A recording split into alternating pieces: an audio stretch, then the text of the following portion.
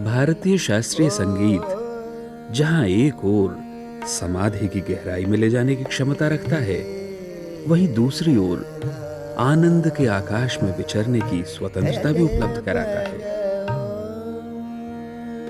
पर जब यही गायन उस ऊंचाई से ऐसे नीचे आता है जैसे किसी राज प्रासाद की घुमावदार सीढ़ियों से ठुमक ठुमक कर उतर रहा हो, तो क्या रसिक और क्या विद्वान सभी इसके रस में डूब जाते हैं।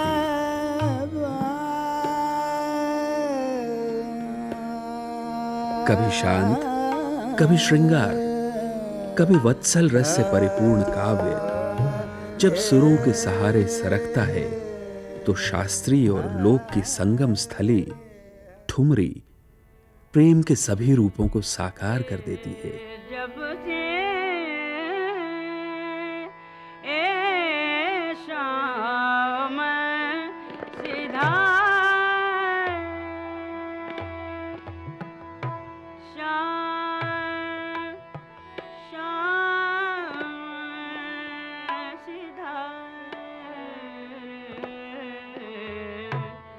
जब से शाम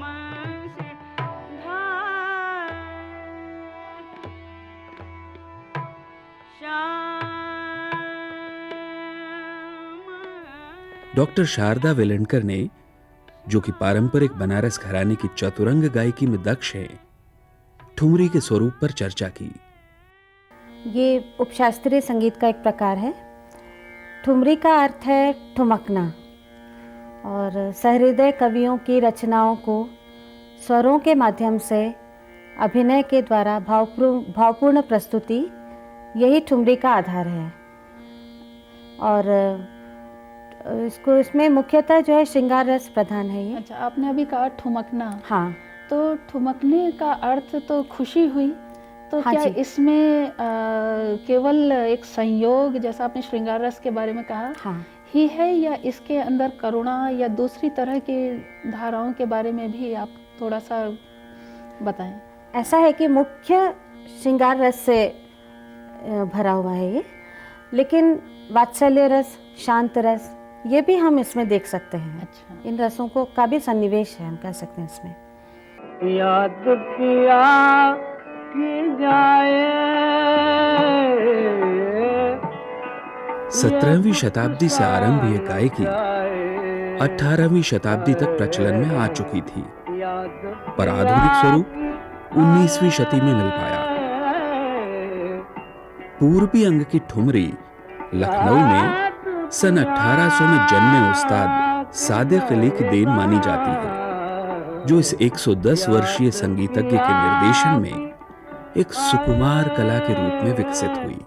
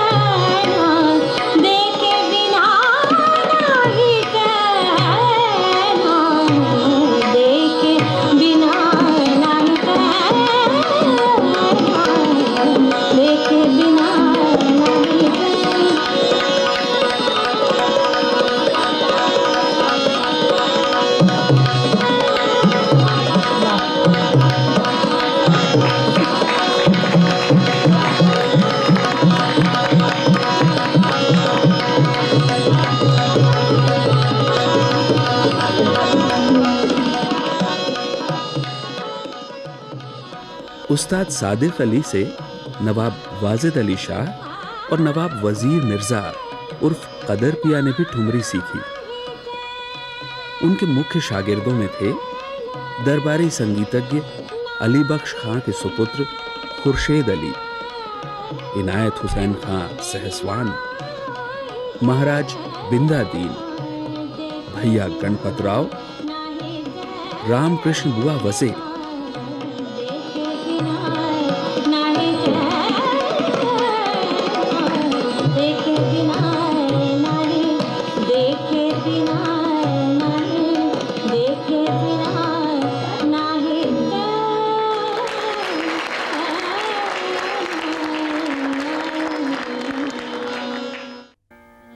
ऐसे तो ठुमरी की मुख्य दो शैली है, पंजाब अंग की ठुमरी और पूर्वी अंग की ठुमरी। और पूर्वी अंग की ठुमरी में भी दो प्रकार हैं, अच्छा बंदिश की ठुमरी और बोल बनाव की ठुमरी। अच्छा। तो ये बंदिश की ठुमरी ये कहाँ ये पूर्वी अंग में ही उसी के अंतर्गत हाँ है आपने जी, बताया? जी, जी। अच्छा। तो ये कौन घराने वाले लोग गाते हैं इसको?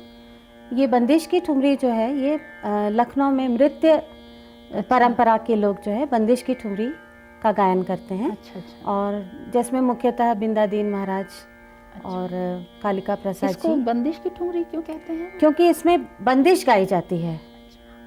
बोल बनाव की ठुमरी की तरह बोलों का बनाव और स्वरों का लगाव या स्वरों की बढ़त पर ज़्यादा महत्व नहीं दिया जाता है, बंदिश को ही गाई जाती है और उसी के आधार पर नृत्य का भाव जो है प्रदर्शन करते हैं। अच्छा। तो ये मतलब जब नृत्य का ही एक अंग है। हाँ हाँ, आप कह जो- सकते हैं। अच्छा। हाँ, तो इसका स्वतंत्र प्रयोग भी किया जाता है क्या? बंदिश की ठुमरी ऐसे गाने के लिए भी इसका प्रयोग किया जाता है। अच्छा। हाँ, गाया भी जाता है इसको। आप इसका थोड़ा सा एक आध उदाहरण दे पाएंगे? हाँ। दीजिए। ना माने श्याम करत बर जोरी, ना माने श्याम करत बर जोरी, बहिया पकड़ मग बिच छक झोरी, ना माने श्याम करत बर जोरी, राह बाट में रोकत टोकत, राह बाट में रोकत टोकत, नित ही हम सो झगड़ा करोरी, ना माने श्याम करत बर जोरी। इसमें एक मुख्य चीज़ मैं बताना चाहूँगी, इसमें कृष्ण राधा या कृष्ण गोपी छेड़छाड़, हाँ, इन सब का वर्णन होता है ज़्यादा, मतलब जो कि नृत्य में ज़्यादा अच्छा। प्रयुक्त होता है। हाँ, तो इसमें एक थीम लेकर के थीम लेके चलते हैं, पूरा, हाँ। और उसी के अनुरूप छेड़छाड़। उसका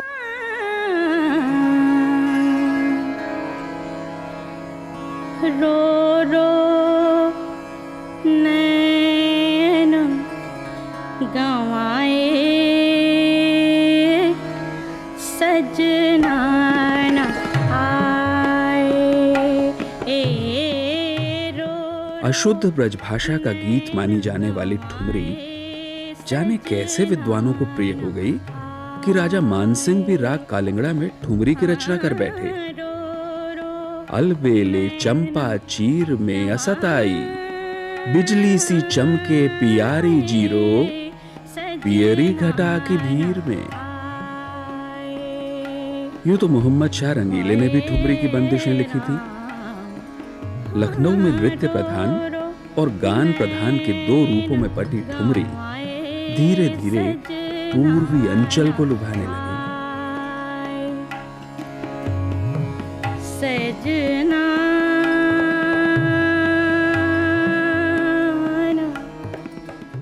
बोल बनाव की ठुमरी तो मुख्यतः मैं कहूँगी बनारस की ठुमरी, बनारस ने इसको अपना लिया है बिल्कुल अब तो। बोल बनाव की ठुमरी में बोलों का बनाव और स्वरों का विस्तार, चैनदारी जी। और उपज का काम, तरह तरह से स्वरों को लेके उपज का काम जो होता है, इसकी जी हाँ। मुख्य विशेषता है। अच्छा।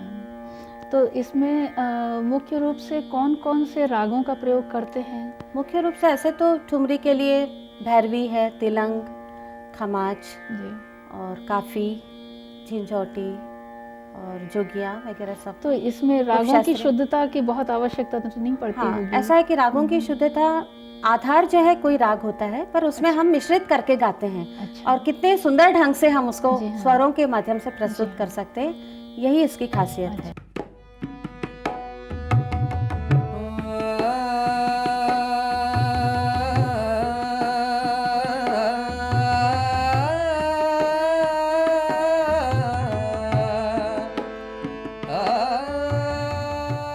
नृत्य प्रधान ठुमरी भी गति प्रधान अथवा बोल बांट और अभिनय प्रधान या बोल बनाओ की दो शैलियों में बंट गई।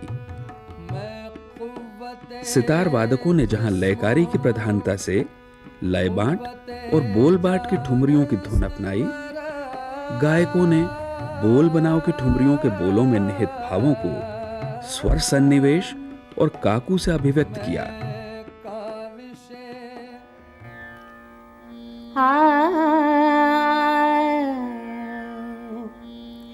एरी अखियाँ रसीली तोरी शाम,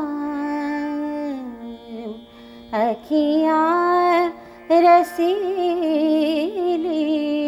अखियाँ रसीली तोरी शाम,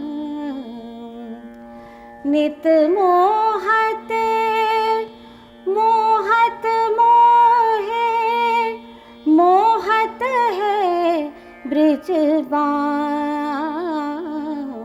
अखियाँ रसीली तोरी शाम। बहुत खूब। तो इसमें स्वर विस्तार के लिए और स्वर लगाव के लिए हाँ, किस प्रकार के नियमों को वो ये फॉलो करते हैं? ऐसे कोई खास नियम नहीं है, लेकिन अच्छा। बनारस के लिए मैं खास कहूँगी, जी।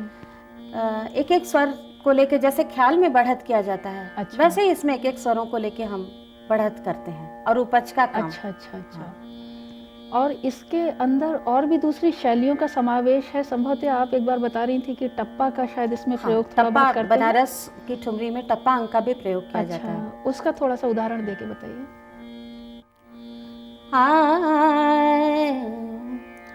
कौन गली गयो शाम, शाम,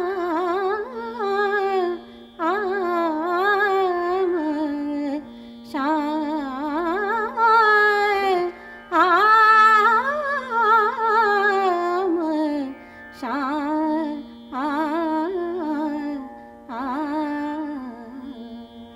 कौन गली गयो शाम।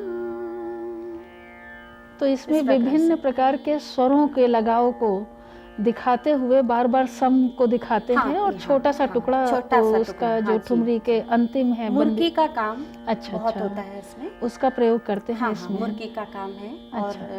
सुंदरता को बढ़ाने के लिए मुर्गी का हाँ। काम है और टप्पे का काम है। अच्छा। ये सब इसमें जो है दिखाया अच्छा। जाता है। बनारस आने के बाद उत्तर भारत की बोलियों, लोक शैलियों व लोक धुनों का प्रभाव ठुमरी पर पड़ा। ब्रज के साथ साथ अवधी, भोजपुरी, मगही जैसी बोलियों तथा चैती, घाटो, झूमर, गजरी, सावन, बिरहा आदि लोक शैलियों व लोक धुनों के प्रभाव ने ठुमरी को एक नया स्वरूप प्रदान किया। पूर्वी अंग की जो ठुमरी है वो तो मुख्य रूप से बनारसी ठुमरी ही कहलाती है। हाँ, बनारसी ठुमरी को ही हाँ, कहते रहे हैं। हाँ। इसके अलावा और कहाँ कहाँ ठुमरी गाई जाती रही है? ऐसे तो नवाबों के दरबार में मुख्यतः ये पली बड़ी जिसको कह सकते हैं ठुमरी। उसके बाद गंभीरता काशी में आने के बाद, बनारस में आने के बाद इसमें गंभीरता, प्रौढ़ता, चैनदारी, विलंबित लय में गाना, ये सब विशेषताएं इसमें सन्निहित हुई। अच्छा। इसके बाद यहाँ से जो है गया में और अन्य प्रांतों में इसका प्रचार हुआ ठुमरी का। तो मुख्य क्षेत्र इसका बनारस रहा। बनारस ही रहा। हाँ जी।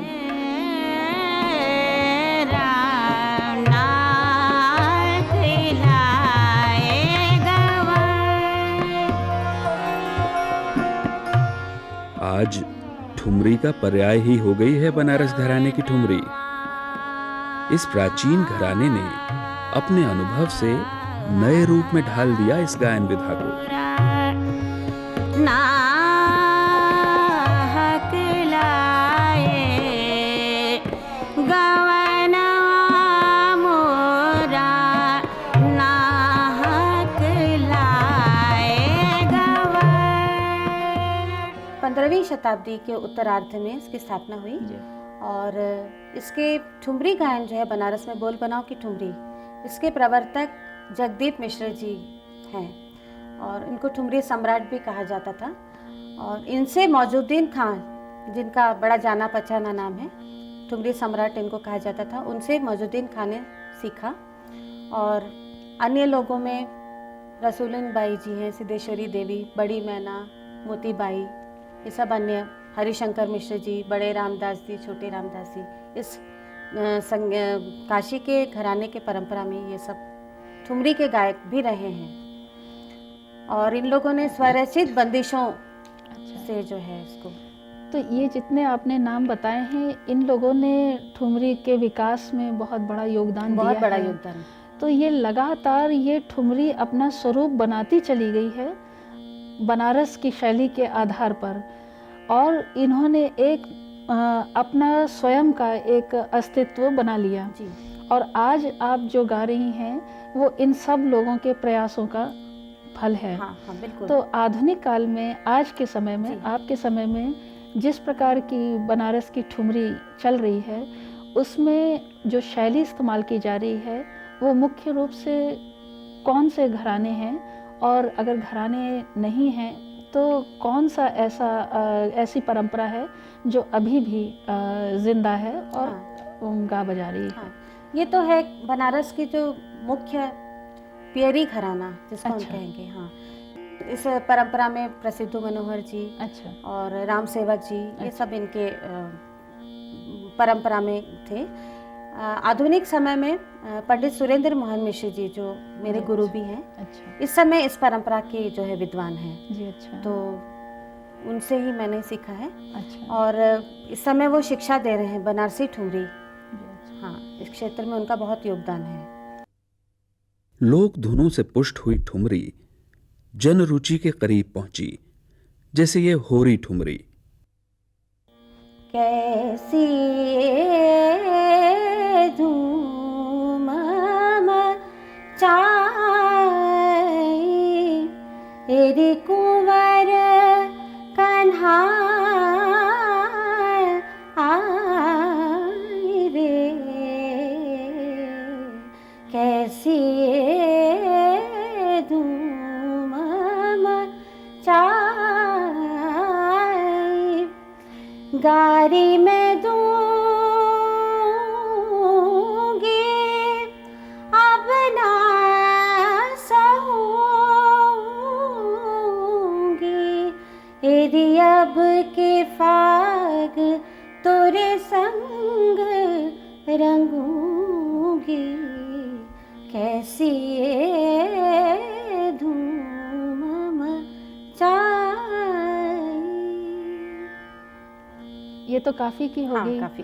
और दूसरे रागों में भी इसी प्रकार की परंपरा का निर्वहन किया जाता है कि राग के स्वरूप को रखते हुए विभिन्न प्रकार के स्वर संयोगों से नए नए तरह के पुष्प पैदा करते हैं। तरीका तो यही है। तरीका तो यही सभी है। किसी भी राग की हम ठुमरी ले लें। आप दूसरे राग का थोड़ा सा बताइए तो उससे समझ में आएगा। जी हाँ, भैरवी राग। जी हाँ, मैं लेती हूँ।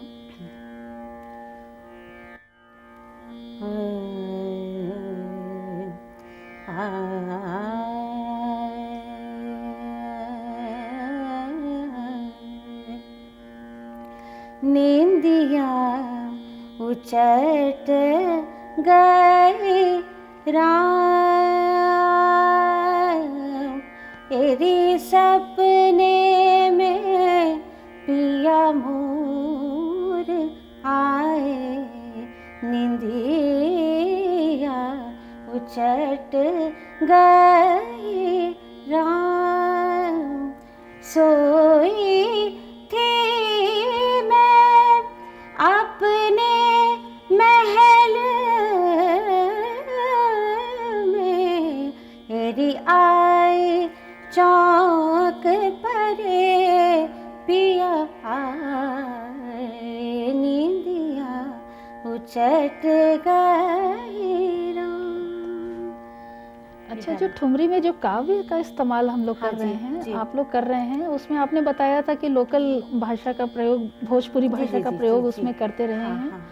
और उसके अंदर जो हम थीम लेके चल रहे हैं, जो कह रहे हैं, वो भी बड़ी सीमित ही दायरे पे है संभवतः, कि इसका विस्तार है इसमें? नहीं, उसके शब्द तो बहुत ज़्यादा नहीं है, स्थायी हाँ, अंतरा। नहीं, उसके अंदर की जो थीम है, जो कथा हम कह रहे हैं या जो बात बता रहे हैं, उसमें ज़्यादातर एक या तो विरही नारी का श्रृंगार रस, मैंने कहा श्रृंगार मुख्यतः का ही श्रृंगार है, रस जी। प्रधान है। अच्छा, इसके अंदर कुछ अध्यात्म से जुड़ी हुई भी बिल्कुल काव्य है। परंपरा रही है शायद। जैसे उसका मैंने कोई कहा उदाहरण दीजिए। ठुमरी, जैसे प्राचीन परंपरा में कह रहे हैं, प्राचीन भक्त सरस सहृदय कवियों की रचनाओं को लेके उसको अभिनय के द्वारा या संगीत के द्वारा भावपूर्ण ढंग से जो प्रस्तुतिकरण, वही आधार रहा है ठुमरी का। इसको आप भक्ति काल के समय से ले सकती हैं।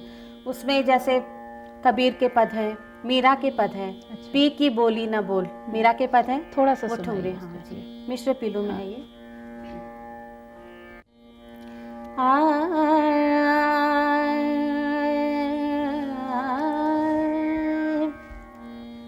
ए पपीहरा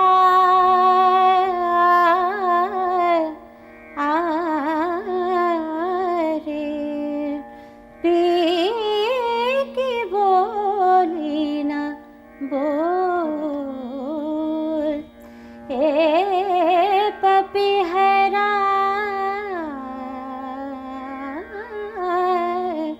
पी की बोली न बोल।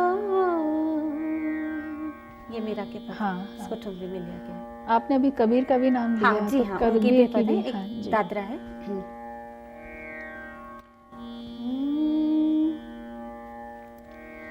तड़पे बिन बालम मोरा जिया, तड़पे तड़पे तड़पे तड़पे बिन बालम मोरा जिया।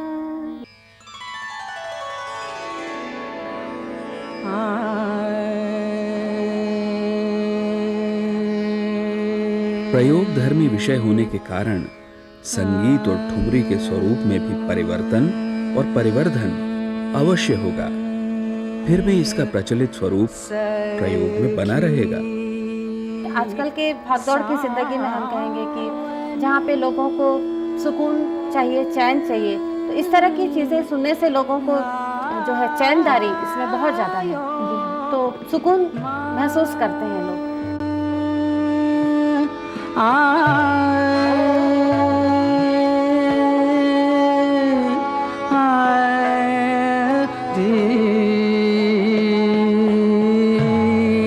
सावन आयो